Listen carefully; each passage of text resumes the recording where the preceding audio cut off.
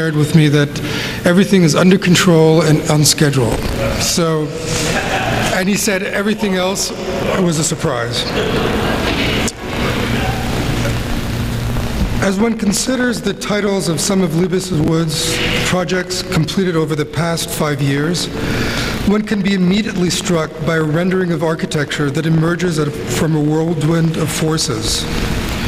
From the cabinet of civilization to terrain, to earthquake, to the transpolitical architecture of Balthasar Holtz, to cities without names, the storm, New Jerusalem, the fall, ice pool, and the future of civilizations, these all present Lebbeus Wood's proposals to peel away the tyranny of the Cartesian world and give way instead to an idea of the unpredictable and the accidental, to crossbreed, if you will, bioengineering, ecology, culture, and architecture, in order to present new possibilities for the Earth's surface and to formulate studies of habitable artificial landscapes formed by the violent and unpredictable shifting natural forces from the Earth.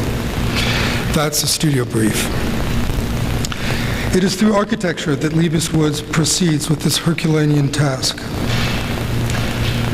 Lebbeus Woods is the co-founder and scientific director of the Research and Experimental Ideas, an institute devoted to the advancement of experimental architecture and thought through practice.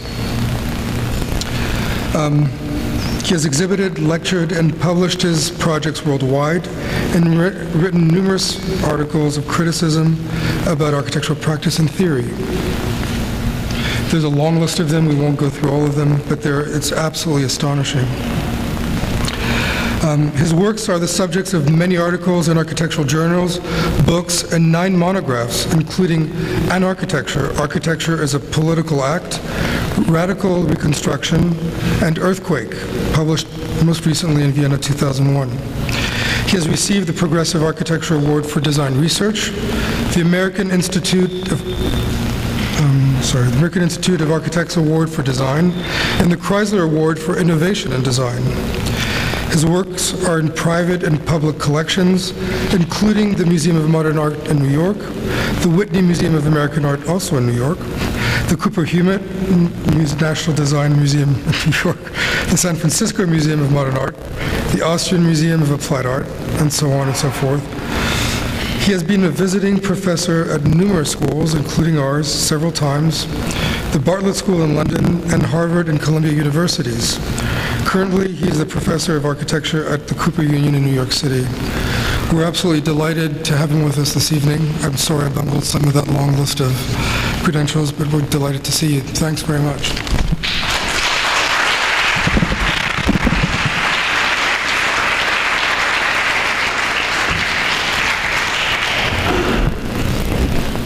Well, thank you, Chris. Can you hear me all right back there? Okay. Yeah, it's quite a privilege to be lecturing twice in 1 year at a great school of architecture, which SCI-Arc certainly is one of the greatest in the world. Also a challenge because obviously I couldn't bring back the kind of carefully prepared lecture I gave in the spring, so I had to invent something new for this occasion. As I say, a challenge, a creative one, and a good one. I want to say, just before I get into my remarks for the evening, that the workshop, yeah, we're on budget, on time, on schedule, everything's fine, you know. Sorry for the inconvenience, because in the next few days we're going to be installing this project. So I hope all will understand that this is part of a creative act and can put up with us over the next 36 or maybe 42 hours, let's put it that way. So thanking you in advance for that. Yeah, some of the things that Chris was saying are certainly applicable. I've had a practice of architecture which has consisted largely of projects which I hope will embody ideas. As I said last time, I think ideas are the most important things that architects are working with. At the same time, we're working with materials, we're working with those limitations. And the part of the workshop is that we've set severe limitations. You know, as I get older, I like this idea of limitations more. And the fact that you set the most rigorous and severe limitations on yourself and then see what you can really do. Okay. So let's just launch into this this talk, because I have thought a good deal about it, and I have some visual material, you'll be happy to know. You don't just have to listen to me. And so if we can lower the lights, I will begin. Can we take the lights down, please?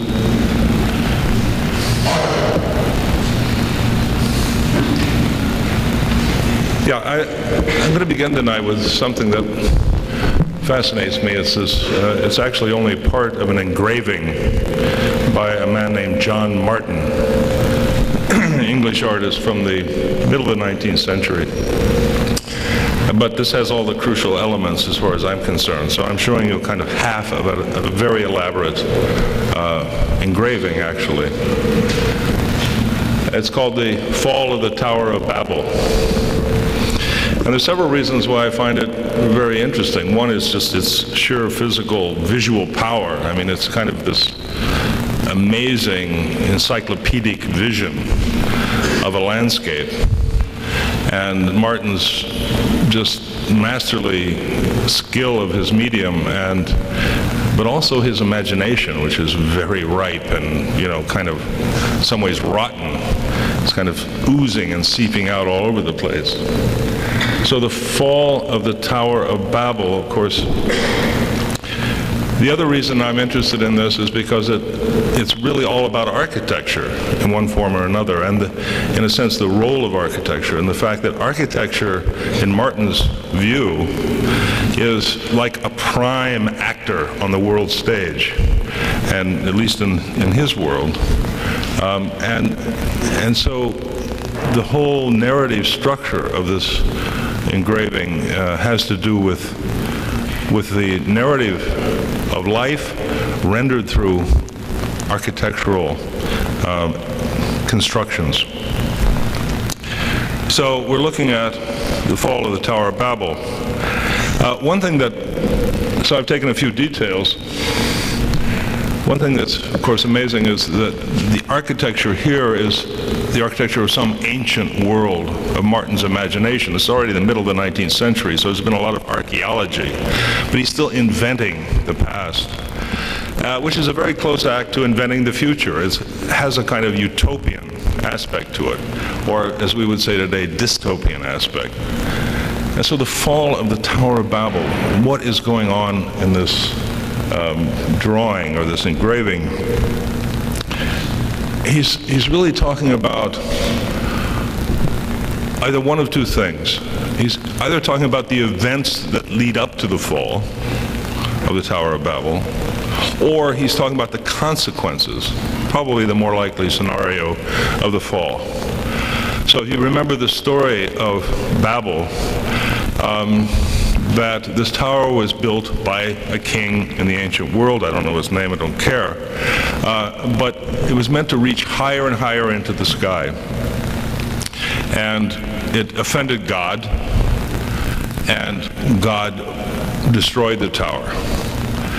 Now, in the process, he did something else. He unleashed a kind of human cataclysm. And the human cataclysm was the fact that before the tower, there was a kind of unified culture in the world. This is the myth.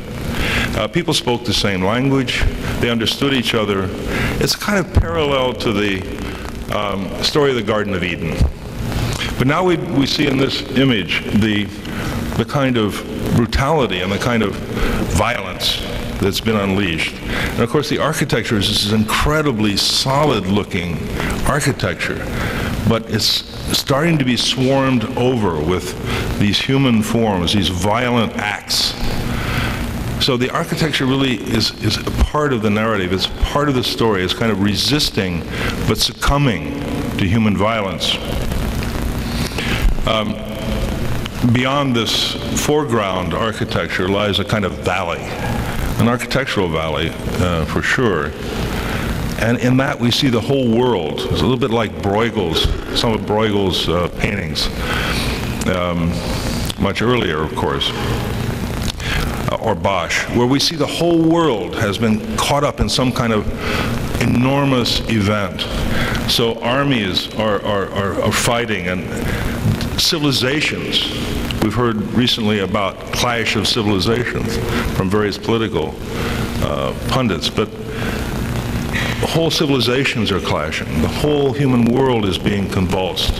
And of course what's fascinating is the iconography, you know, the serpent, recalling the garden, wrapped around some kind of egg or some kind of primordial shape, and the serpent like a fist grabbing it, squeezing it, trying to kill it, certainly dominating it. And his use of light, the dust, the obscuring sense of something ominous, out of control, chaotic. Another segment of the engraving, of course, implicates nature. These fascinating trees. Maybe in some part of the world they actually grow trees like that are that flat or that architectural. But the trees, you know, don't seem to be trimmed. They seem to have grown as kind of architectural umbrellas or plateaus, almost beginning to form roofs. And so again, it was nature, was the reformation of nature that human beings imposed on it, the same way they imposed their cities on the earth and the buildings of their cities. What was this new nature a kind of offense to God? Is it part of human overstepping of its authority on the earth? And of course we see that in the distance the lightning, this kind of horizontal lightning streaking across, striking at a more normal looking tree, either transforming it or destroying it. And of course over the whole scene is this incredible cyclone in the sky. The clouds, dense clouds, like no clouds that we can imagine, all turning, twisting, swirling violently into the cosmos, like the eye of God. This is the angry eye. It's not a happy eye, it's a very angry eye. And lightning bolts are flying out of it, and all the rest of its violence and anger. You see, because I think these kinds of things are part of architecture. Architecture is not necessarily only a happy story. Aha! So we're back to the tower. So here we finally see the tower, which we couldn't see in the first slide, right? It's totally obscured in this, but it's breaking in two. And actually Martin fashioned his tower on Bruegel's kind of spiral Tower of Babel in Bruegel's paintings, but it's immense. Look at the scale of it compared with the city in the foreground. So this thing is breaking open. This huge dust cloud is coming out, joining into the general violence of that cyclone in the sky, releasing the lightning. In fact, what came to my mind was, of course, the fall of the World Trade Center towers with that incredible dust cloud. When we think of buildings coming down, we don't think of dust, but that is the kind of dense dust of the fall. Okay, so I'll mention Martin again, but I thought, well, do I really want to show these images to start my lecture? Because they're so powerful. How can I possibly follow on this? And of course I can't really, but so I'll take a different direction, as it were. This drawing is a drawing I made in actually 1999 for an exhibition in Berlin that was to be constructed in the year 2000. And both the exhibition and Martin's drawings have to do with the idea of civilization, of kind of the artificiality of the human world and the notion of being civilized. What does that mean? Certainly has to do with artificiality, with constructing everything. We build cities, we build our lives, we construct everything in them, and we control as much as we can. For this exhibition, I was asked to design the section on civilization. Interesting that the Germans weren't talking about culture, but talking about civilization. I think they feel they have a special claim to civilization and to its origins, like the Greeks, to which they often compare themselves, or the Romans, because the exhibition was called Seven Hills, like Rome. Well, I was told there are 7 hills in Berlin. I've never seen them. I don't know if anyone else has. But there were 7 hills, 7 sections, and the one they asked me to design was called Civilization. So I was working with a curator and a few other people, but a historian named Thomas Medicus, a very smart guy, and I said, well, what is civilization? I mean, and we started talking about what this word might mean. And I said, well, you know, civilization is really not something that we can put a clear outline around. We don't really know what civilization is, except that it's kind of messy. You know, it's kind of excessive. And it doesn't have a clear gestalt. It doesn't have a clear shape. It's a kind of shifting, emerging shape. So we looked for metaphors, and I said, well, how about, there are 2 metaphors for this exhibition. One is the cabinet. The cabinet, of course, this medieval idea of a collection, so, and an accumulation. And the other metaphor is the metaphor of the labyrinth, or of that intense, circuitous way of moving. So the drawing, this was really an exhibition design drawing. I said, this is the way it should, this is what it should look like. Where the objects, these historical artifacts, and the structure displaying them should be interwoven in this layered way. So it's not clear what things are.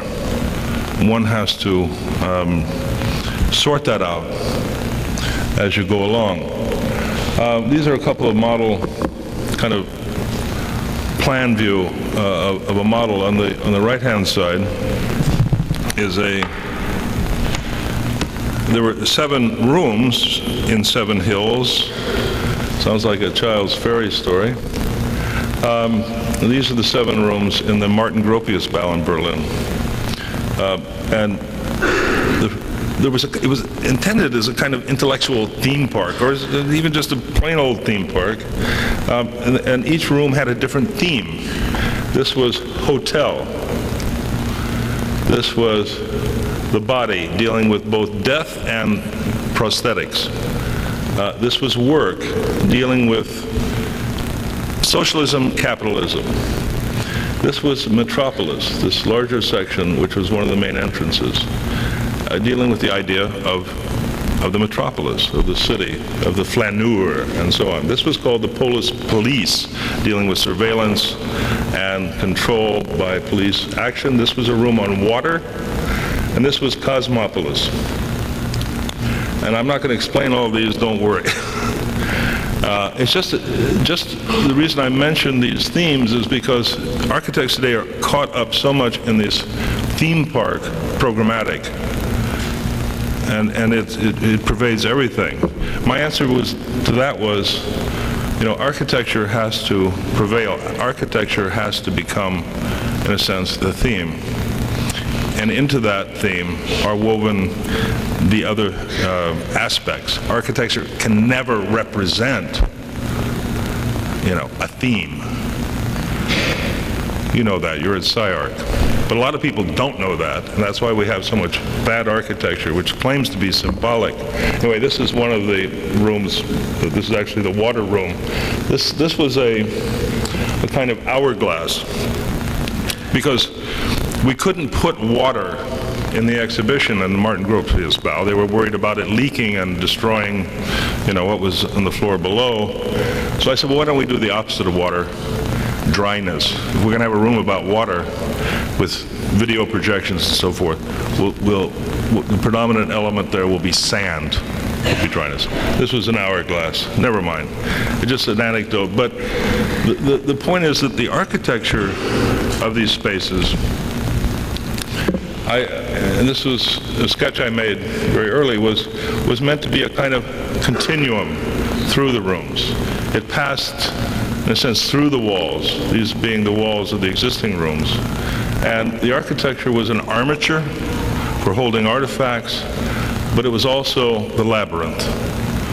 It was also the labyrinth structure that confused the artifacts, which is a very important aspect of civilization. Yeah, I think we did end up with 5 meters high. So it was a generous space.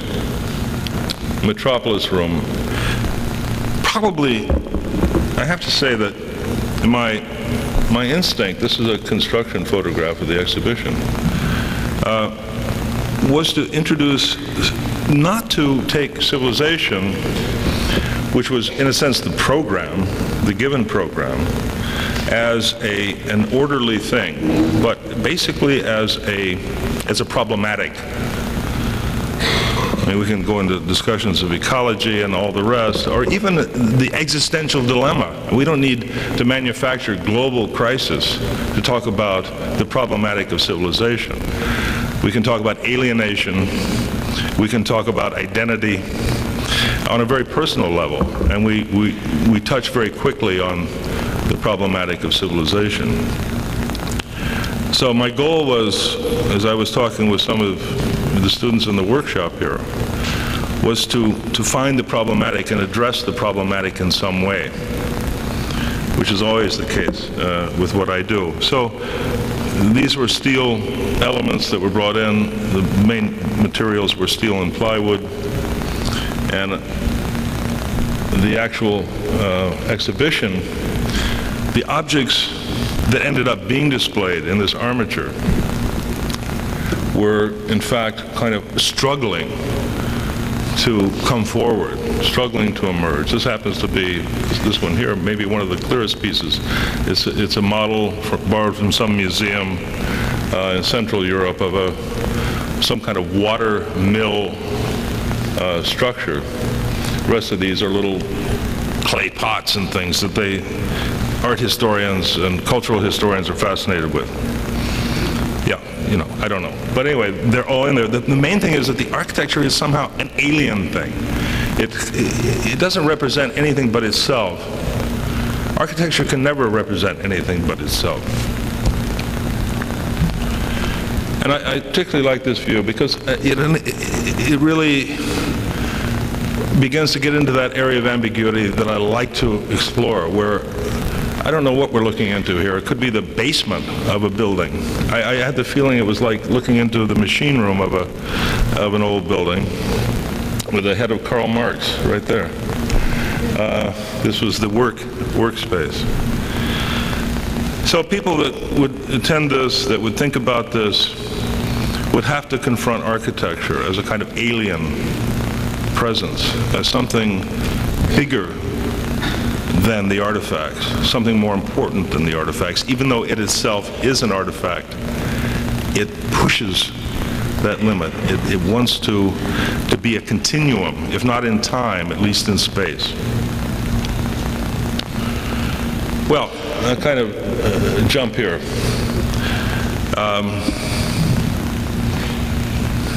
To a different kind of struggle. I was talking about this existential struggle. We have the idea of the circus, and the circus is wonderful because a lot of film directors and writers and poets have dealt with the circus as a metaphor of existence. And I think the reason for that is that the circus has, in fact, one quality, is that it takes everything and pushes it to a limit. So that, for example, the trapeze artist, or the tightrope walker, or even the clowns, the guys dealing with the ferocious beasts, the tigers and the lions. They're all approaching an edge condition. And I think in architecture over the last 20 years, or maybe only 15, there's been a lot of conversation about the edge. A lot of architects use this, or like to use this description of this metaphor. To me, the edge is the place of maximum performance. You know, if you're ready for it, when you push things to the edge, that's when you perform your best.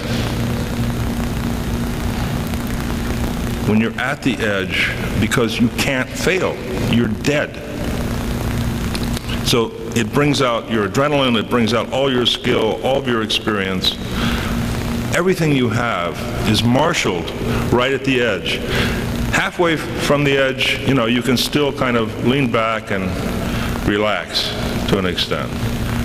But if you don't push it to the edge, then you'd never know what you're capable of. And these performers in the circus know that. So I think a lot of what we as architects, at least those of us who are really interested in the human condition and seeing what being human might really mean, we have to try to look for that edge in everything we do, whether it's a small project, a big project. Of course, it's harder with the bigger projects because you've got more people, money involved, and whatever. This is where we have to push things to the edge. So the circus is that. It's also a kind of wonderful thing about the circus, all those corny movies and everything about circus life, right? I mean, it's a family, it's a community. It's a collaboration. You can apply a number of words. There's a kind of model of life there in terms of people cooperating to create a synthetic space, performance. In one sense, it's a kind of ideal community. It's a utopian community. And the downside of that story is it's spectacular. It's about spectacle. It's about people passively watching a few people perform at a high level of skill and kind of being amazed. So that, by the way, in this image, you may recognize a fragment of Danny Liebeskin's 1988 project for Berlin. So the kind of architecture is implicated in this spectacle. The only project I'm really going to show you to any extent, and not to that great an extent, is a project I made in, I guess, 1998, 97, 98 in Vienna, Austria. And this is a city plan, a map of the first district, and you know, it's defined by the Danube Canal here and the Ringstrasse, which is this wide boulevard. There used to be the medieval wall, which was only torn down in the 19th century in its entirety.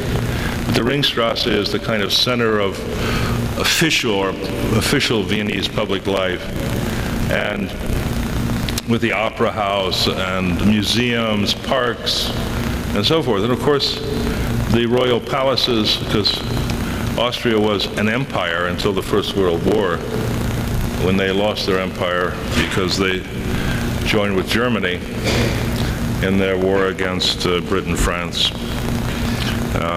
Italy at that point, USA.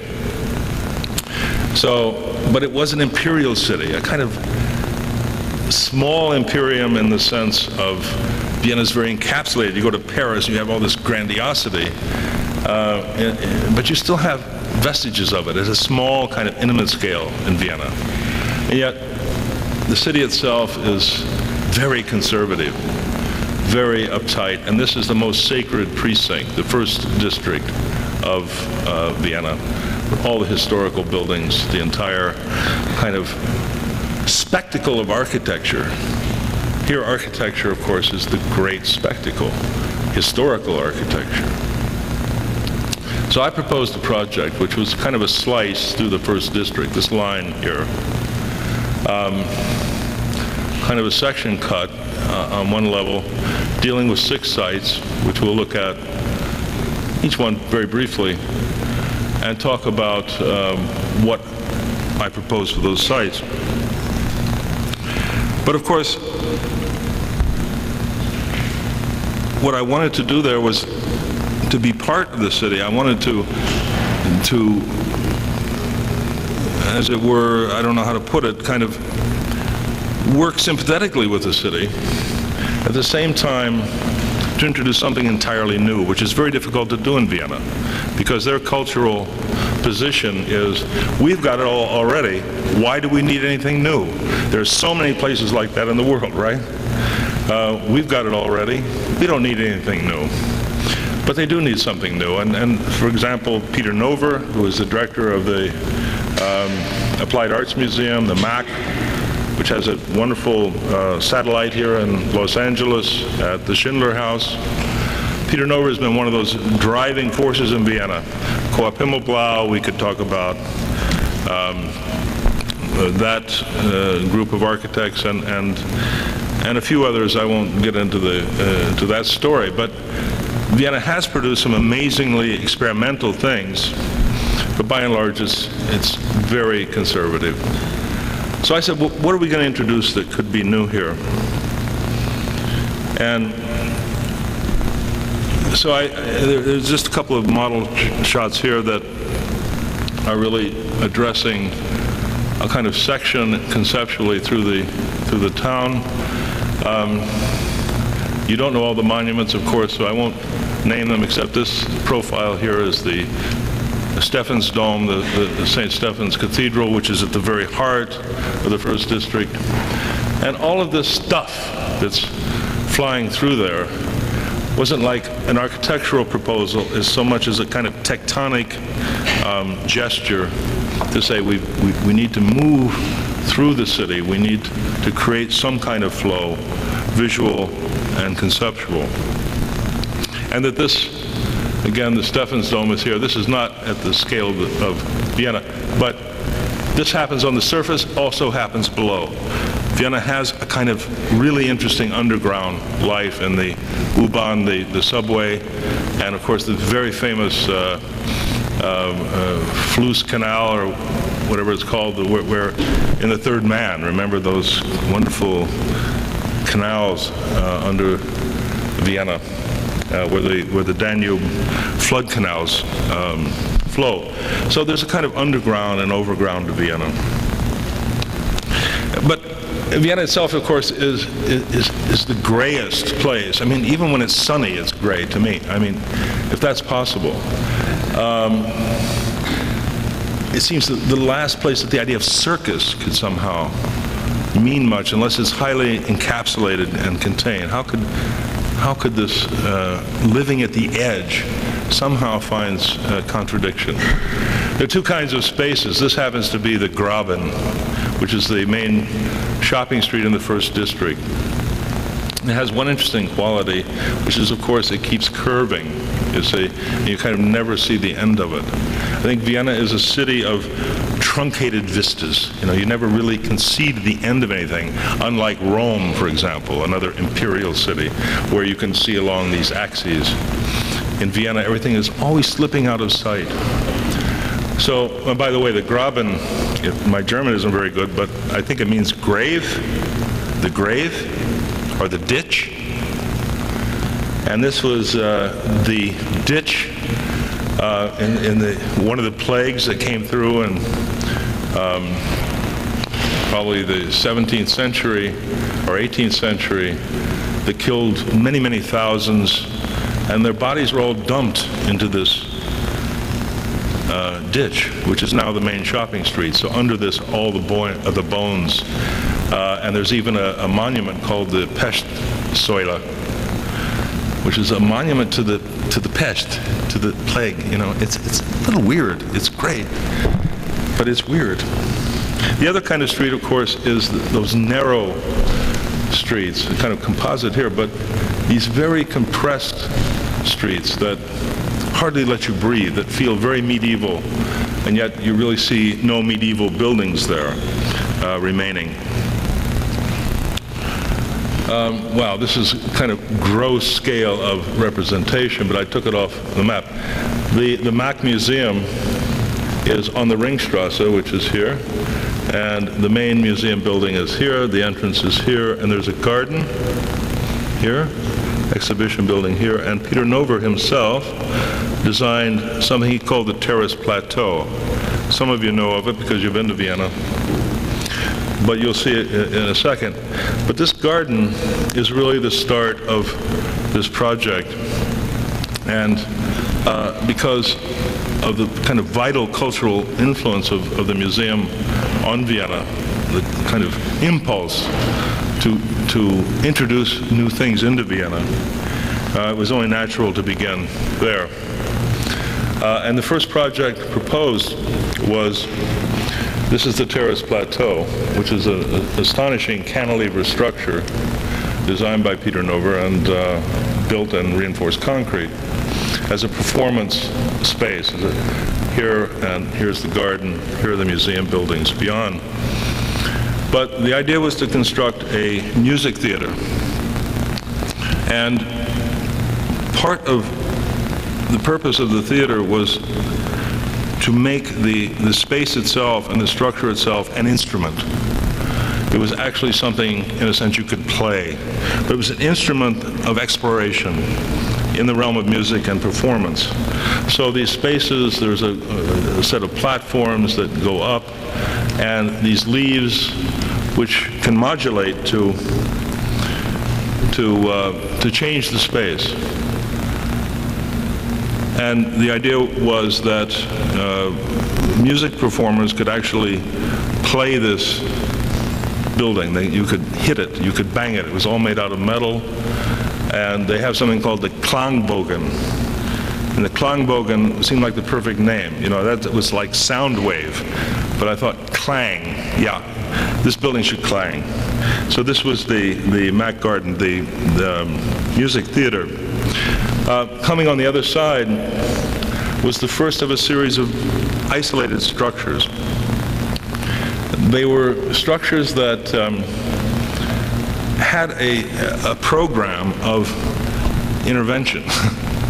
I'll talk about that just a bit as I show you a couple of the others. But the idea of intervention itself is programmatic. In other words, to intervene means to come between things. So these structures, rather light, either very lightly attached to an existing building or standing on the ground, would provide a kind of space at the top. Here's another view of that. You can see the platform a little better. That could, in fact, someone could perform there. Okay? Someone could perform there. But it wasn't necessary that they perform. Peter Nover's office is right here, and I suggested he should kind of hold daily pronouncements, like, you know, from there.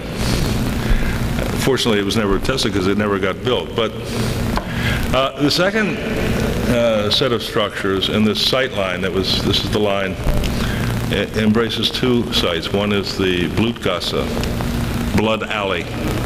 Great name, right? I mean, you know, this is really interesting stuff. People name their streets the Grave and Blood Alley. Well, anyway, and then off of the Stephansplatz, here's the plan of the cathedral, beautiful medieval cathedral. And this is the start of the Graben here. And so off of this come a set of spaces. For the Blutgasse, this very narrow space, if there's going to be a kind of structure placed there, it really has to stand on its own legs. It has to be freestanding. You can't really attach it to these historical buildings because, well, you have to drill holes and you just can't do that. So the structures built in these spaces are little freestanding spiders that really stand on their own legs and of course can move and vibrate, but in that very narrow space. Now I mentioned the question of unknown program. I think it's very possible that these things never have to be occupied. They certainly can be occupied. They could be, you know, a acrobat. Some of those people we were looking at in the circus could climb there, could perform there. People walking below, you know, could watch them, observe them. Or it could be actors who maybe just are talking down or through the windows to people living there. It could be, you know, homeless people who just have a lot of energy to climb up there. I'm not sure. But in the end, I don't care. I really don't care. I would make an argument, a very strong argument anywhere, but in Vienna I was making it, for empty buildings. I think we should not be obsessed with filling every space with some kind of activity, some kind of program. There have to be empty things. Now in the first district, of course, there's nothing empty. It's totally filled, and it's totally programmed. So just having a potential to inhabit is enough. And I think that this was the approach. And Peter Nover was the advocate of this. We proposed these structures to be built. They're probably in wood and steel in 98. And I'll tell you a little anecdote. Peter is a very determined guy, and he went to the city government, the city of Vienna. They had no interest. Then he went to the federal government. Austrian federal government, which is also headquartered in Vienna because it's the capital. And we actually had a meeting with the Secretary of State, can you believe this, of Austria about this project. And he's saying, well, how much would it cost? And Peter mentioned a number, and the guy said, I don't know, you know, we got budget cuts and things are very hard. Peter said, all you have to do is to close the opera for one day and you can build all of these things, you know. So, of course, they didn't do that, and we didn't get the money, and that was the end of that. But I think the kind of tectonic quality of these is also meant to be an evocation of something which is not only tectonically unlike the other things, but would suggest some kind of development, some kind of new presence that can be inhabited in a new way. This project is also, and I'm just, you know, show you a couple more things about it, experiment in typologies. Structural typologies, if you will, probably as much as anything, but also the typology of movement, typologies that don't have to do with preset programs of inhabitation, but more of the quality of space, the quality of life around it. So here's a rolling structure. It's like a shopping cart, except it's monumental in scale, I mean, relatively speaking, and it can roll. This is perfect for the Graben, and also to roll off of the Graben into some of the side streets there. So here's, you know, the rollers are here, the structure again is here, and so you have a kind of mobile shopping cart performance space. One thing that must be quite obvious by now is that these things have to be temporary.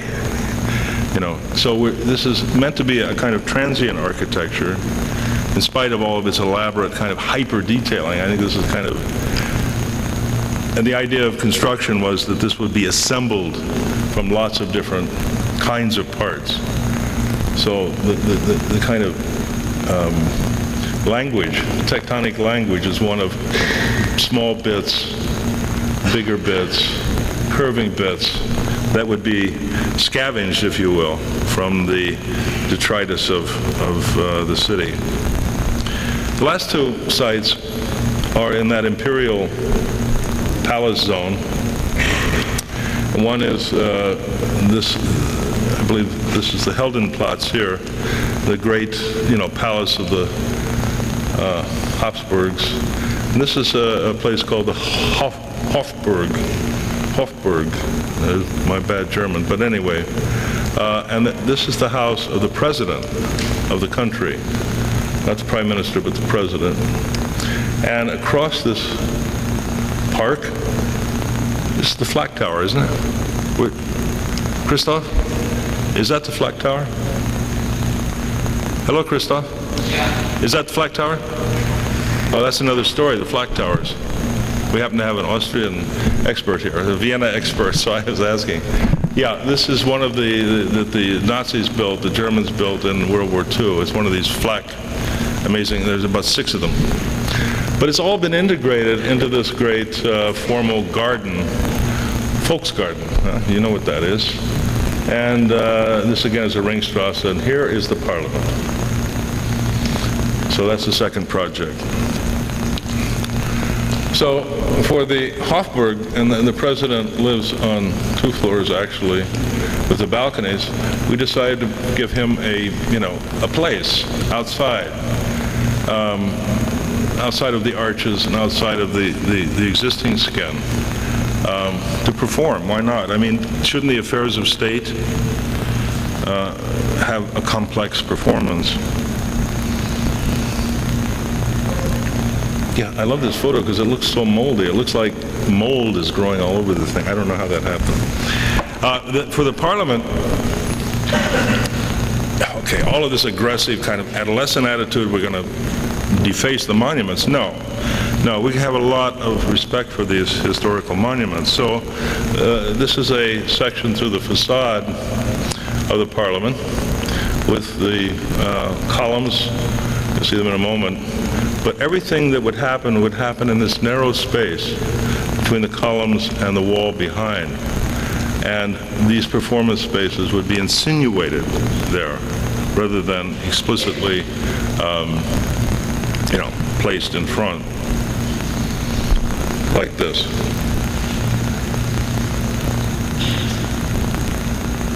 We never got a chance to test whether we could actually get the permission. I mean, part of all of these projects is the kind of not spoken about tonight, but is the political dimension of them. How do they challenge what is prevailing attitude about architecture? Yes, but also about decorum, about the way people are meant to behave in the city. Okay, I'm just going to close with this because I'm always making drawings, and I suppose one reason I make the drawings, I'm trying to make things I don't understand when I draw.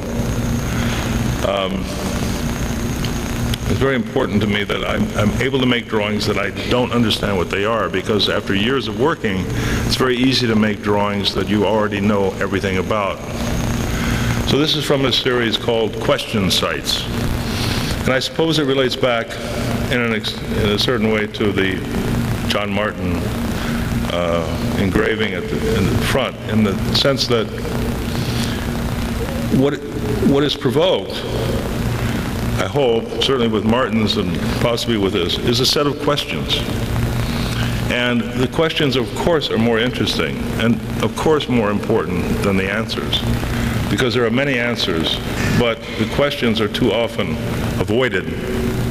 So the question sites are attempting to find the problematic. I think someone once said, and in fact I think it was me, in a better mood, although I'm in quite a good mood tonight, that architecture should be judged not by the types of problems it solves, but by the quality of problems it creates. So I'll leave it at that. Thank you.